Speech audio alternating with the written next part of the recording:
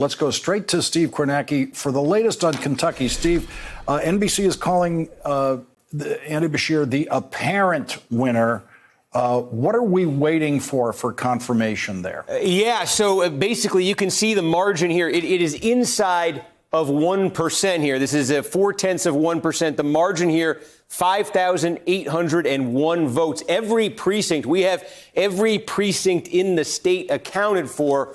What is happening now is Matt Bevin, the governor, has just, there it is. We just had I want to figure out what just happened there. I think I may know. It was this. This is where we had a discrepancy, and I wasn't sure on this. This is Woodford County, right outside of Lexington. Our numbers were lagging behind the Associated Press as we were trying to figure out. This was the one discrepancy that was on the board. What it basically did, I apologize, Lawrence, this literally happened as we were right here, but it basically, it updated by a few thousand votes the totals for Bevin and for Beshear, but you can see it still lands at about 5,000, I'm doing the quick math, 5,126 votes, 5126. That's what it lands at right here. Matt Bevin, the governor, has said he's not conceding this election. What he does right now is he has the right, if he wants, he didn't say necessarily he's doing this, he has the right to file for a recount. There's no automatic recount provision in Kentucky, but what he would have to do if he wants to take that route is he'd have to go to court. He'd have to go to a judge. Apparently, in his speech tonight, he alluded to discrepancies, not clear exactly what he might be referring to, irregularities, but he would have to put that in writing. He'd have to go to a judge. He'd have to get a judge to say, OK, there's going to be a recount. But there's a possibility he's going to seek that. There's a possibility the judge is going to give him that. And, Steve, but in terms of vote count tonight, what more are we going to see? In Kentucky, that's it. I think what you just saw there in Woodford County was the last one. It was a thing where the Associated Press is doing a running count of this, and we've been doing a running count. We were trying to reconcile it.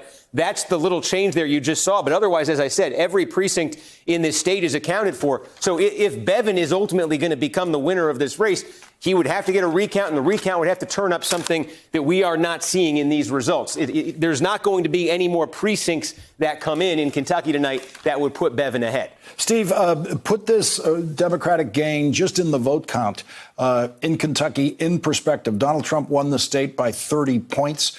Here you see a Democratic candidate statewide running for governor the day after Donald Trump went down there and said this election is about impeachment, actually tried to put impeachment on the ballot in Kentucky. And for the Democrat to even make the race this close, we would be talking about it, even if the Democrat was coming in second. Yeah, I think there are a couple things that happen. I think when you're a Democrat and you win a governor's race in Kentucky, a lot of things have to go right for you. There are two things I draw your attention to. One I've been talking about tonight.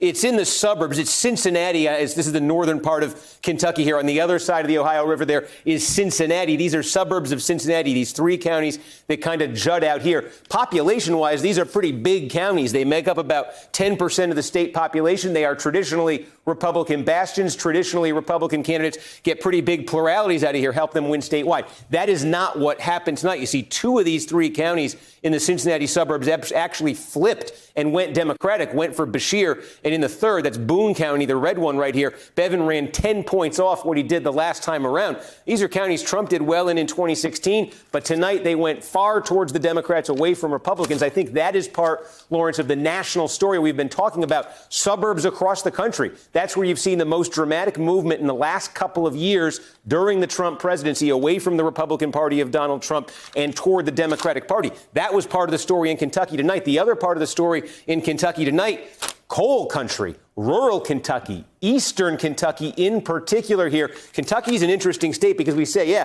Trump state, red state, wasn't always a red state. Way back, Kentucky was a deeply blue state, a Democratic state. It was blue collar, culturally conservative, but it was Democratic. And what happens here is in eastern Kentucky, you start to see these blue counties here. Check this out. This is a good example. Bath County, small county here, but Beshear wins it 52-46. How big of a departure from 2016 is that? Look at this. Donald Trump got 67% here in 2016. He won by 37. Tonight, Bevin lost this county by 6. You see this throughout here. Trump won by 22. Beshear won by 19. You can go up, see, Nicholas County. Here's another one. Trump won by 41 points in 2016. Bevin couldn't even carry it tonight. So it's an interesting phenomenon here where you have, you'd call it ancestrally Democratic. These are folks who live, it's rural. They were born Democrats. They've kept their Democratic registration in a lot of cases, but they've started voting for Republicans at the national level. They certainly voted for Donald Trump. Boy, did they go back to Bashir and the Democrats tonight. Vaughn Hilliard, our reporter down there, was saying one of the theories that's out there is one of the reasons you heard Andy Bashir mention this in his speech, his father, Steve Bashir, the former governor, he did very well in these areas, and it might have been in part the Bashir family name might have reassured some of these voters and brought them back into the Democratic fold. But you had, look, Trump last night giving that speech, Trump coming to Kentucky. These are exactly the kind of places he thought he was going to fire up and he was going to get behind Bevin to carry him over the top. Bevin needed to do better in coal country. Steve, thank you very much. Thanks for checking out our YouTube channel. Subscribe by clicking on the button below for more from The Last Word and the rest of MSNBC.